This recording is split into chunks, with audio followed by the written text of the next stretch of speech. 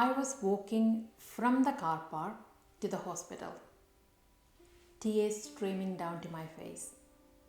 You know, the quiet kind of crying where your heart is breaking but your face stays frozen.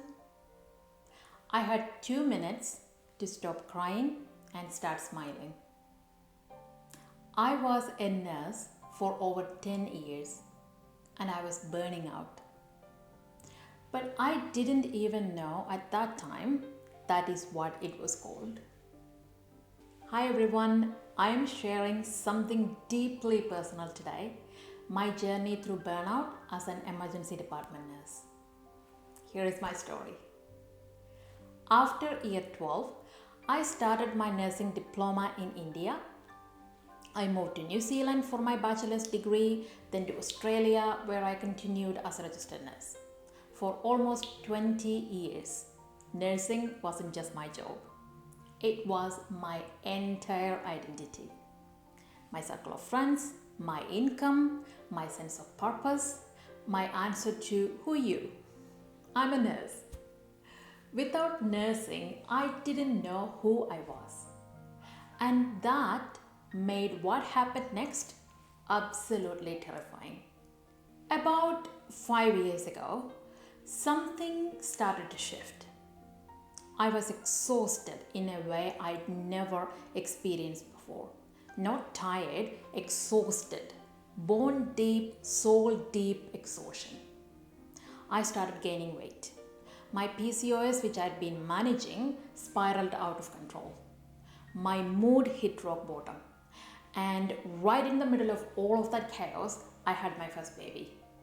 Suddenly, I was navigating a high-pressure emergency department career, new motherhood, managing a household, and trying to take care of my own failing health all at once.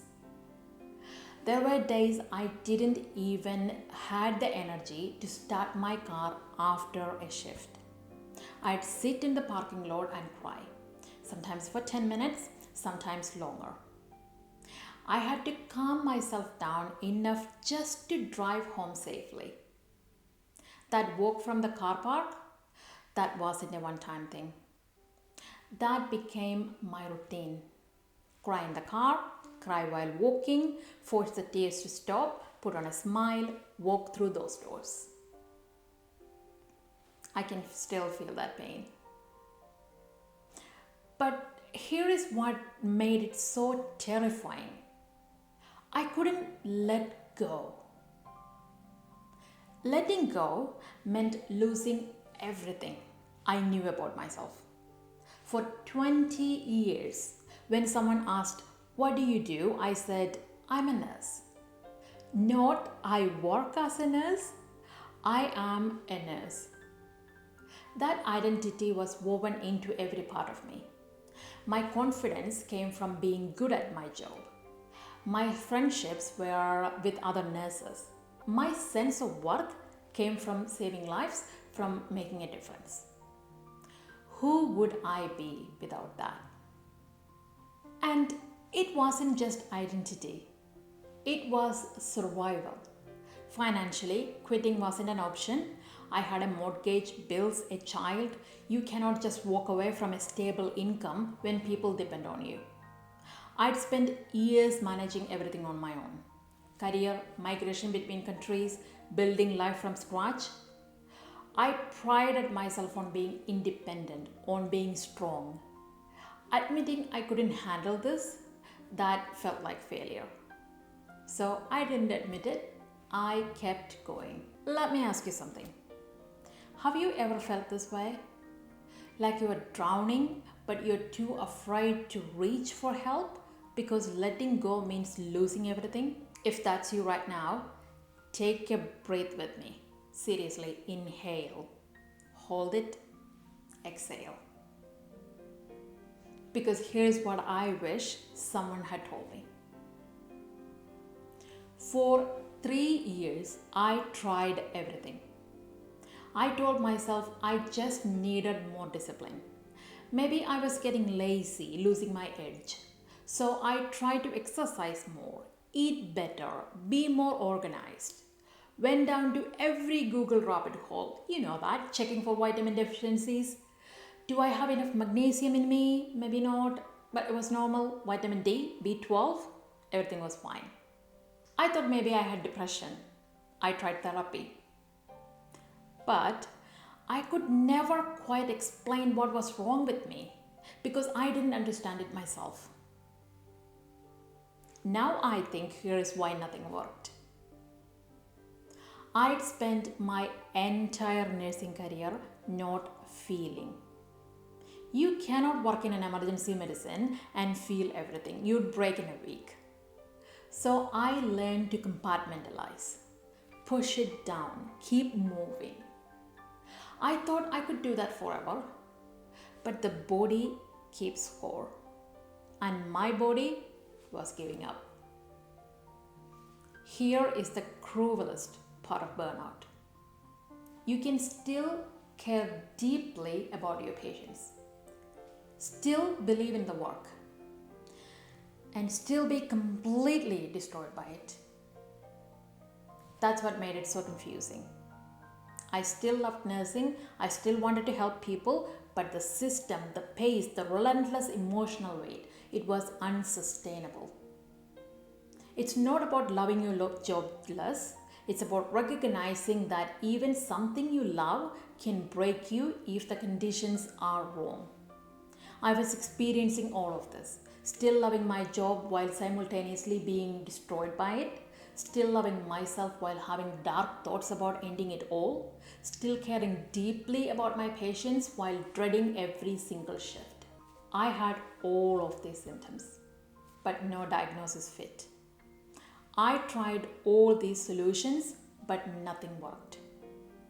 Can you see how terrifying that is? Eventually, I hit a breaking point.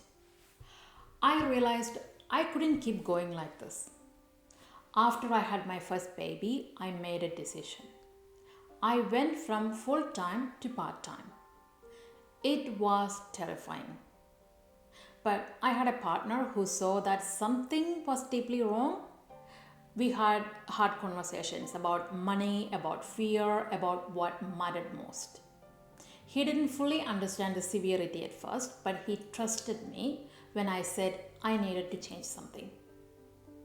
That small shift to part-time gave me a sliver of breathing room.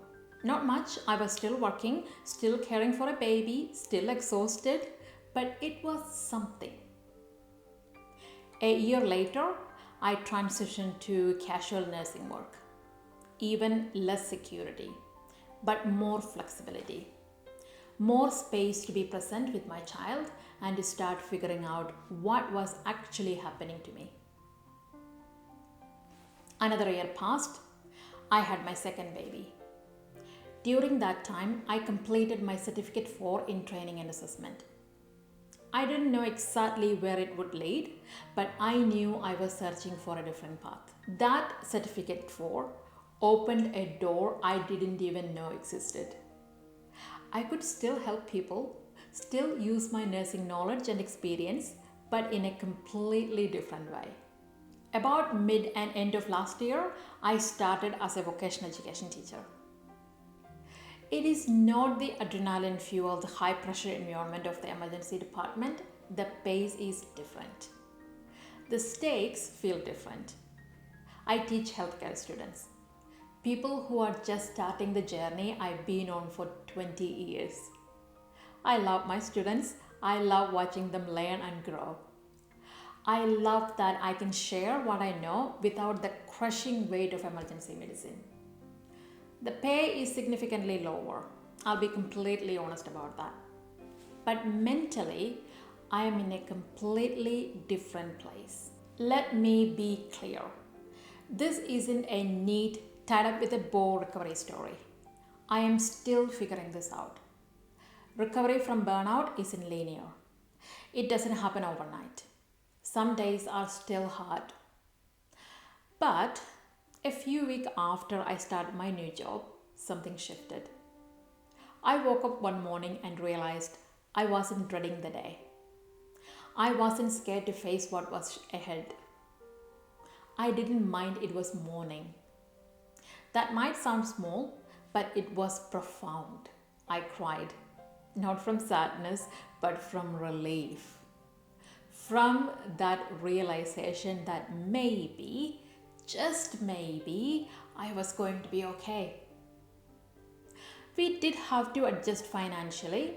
We cut back on entertainment, no dining out, no expensive vacations, everything went on a budget. We started buying most of our things from Facebook Marketplace. Almost everything in my house is secondhand. Is it hard? Yes. But it is not as hard as staying in a life that was destroying me. If you think you are burning out, here is what I've learned. Number 1, pause. Just stop rushing. Your mind is cluttered right now. You know something is wrong and you desperately want out. But the first step is simply to stop and breathe. You don't need to quit tomorrow, you need clarity first. Number 2, don't quit immediately. Maybe go from full-time to part-time. Give yourself space to observe what is actually happening. Number 3, get help. Talk to your doctor, talk to your therapist, talk to someone you trust. Get help. Number 4, do something just for you. For me, I was spending some time every day doing whatever I wanted. No rush, no pressure. I started journaling. I got some paint and a canvas and just did whatever I want with it. I don't know how to paint. But it was deeply relaxing. I wrote terrible poems. Who cares? It made me smile. It got something off my chest.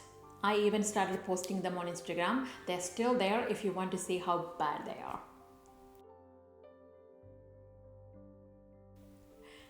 Number 5, watch yourself. What are your patterns? What are you eating? How's your sleep? Are you collapsing at the end of every single day just to scroll? What are you doing for joy? Who is supporting you? This pause and reflect stage can't happen in a day or two. It might take weeks or months. Allow yourself that time. Do not self-diagnose. Do not rush. You'll be surprised by the power of simply pausing. I'm sharing this story because I know someone out there needs to hear it. If that's you, please know you're not lazy, you're not broken, you're not failing. You are burning out, and that quiet ember of self-love you still feel, hold on to it. That is your compass forward. Thank you for being here. You are not alone.